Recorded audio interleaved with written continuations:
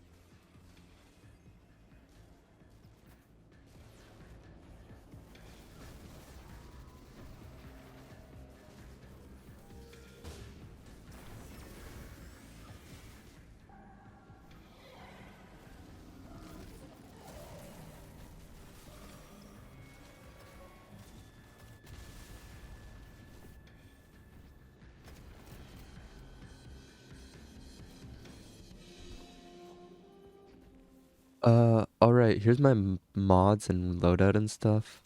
For generic stuff, like generic DPS, I use double slugs, and tractor. Uh, if I needed to break oracles, I'd swap to succession. If I was in enrage, I swapped to parasite. Um, Pretty simple.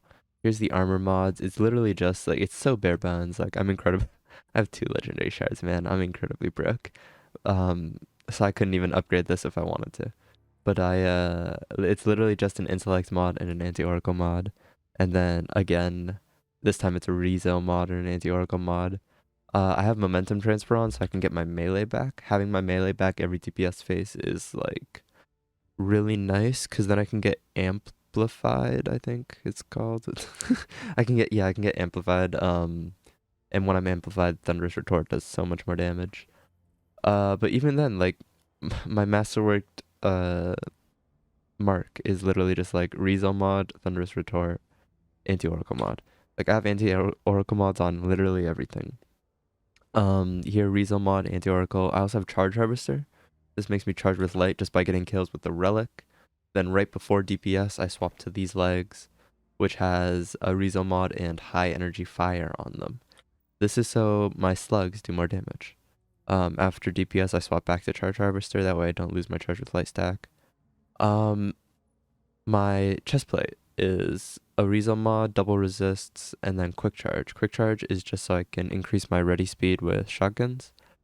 If I did this again, I would have a separate off piece for the arms. That way I could have double shotgun dexterity. And I'd swap to that before DPS. I think that's all my mods, my weapons. I guess we can go into fragments and aspects. I use ballistic slam to get amplified because you can use ballistic slam while holding the relic. It's kind of annoying because sometimes you accidentally use ballistic slam. I'm pretty sure you can use seismic strike though. Pretty sure you can use seismic strike while also holding the relic. And if I did solo templar again, I would use seismic strike in my opinion. Everything else is like I never use my class ability, but thruster in case I ever needed it. Catapult lift, storm grenades are best grenade. Aspects are touch of thunder, knockout. I would never run the shield. And then I think there's literally no fragments here that are necessary. Like I could do this with no fragments and be fine. That being said though, I do want the one that increases resistance just because resistance good. You take less damage. This one I used to get my melee back faster. I would like just get injured and then I would get my melee back faster. It's really nice. And it really makes up for the fact that I have 26 strength. Like, if I could respec my armor, it would be rezo, intellect, strength not in that order actually. I think it'd be intellect, rezo, strength in that order. After Spark of Recharge though, I've got Spark of Feedback. That's literally just so I get plus 10 resilience. I'm never like using my melee damage and like I'm never taking melee damage to increase my melee damage. Like I would never do that.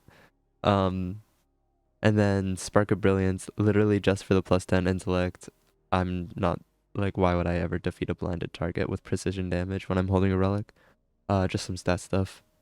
No big deals. I think that's the build. Yeah, if you wanted to do this though, I highly recommend a second set of arms with double shotgun dexterity. That way double slug is less clunky. I'd recommend masterworking your gear. That way you get the most stats possible. You can do this with 80 intellect. I literally just did it with 80 intellect, but I recommend as much intellect as possible. As much rezo as possible, and then as much strength as possible. That way you can get amplified for thunderous retort. And then yeah, during enrage, I guess you could swap anti-oracle to anti-praetorian, but kill him before that. That way you don't need to do that.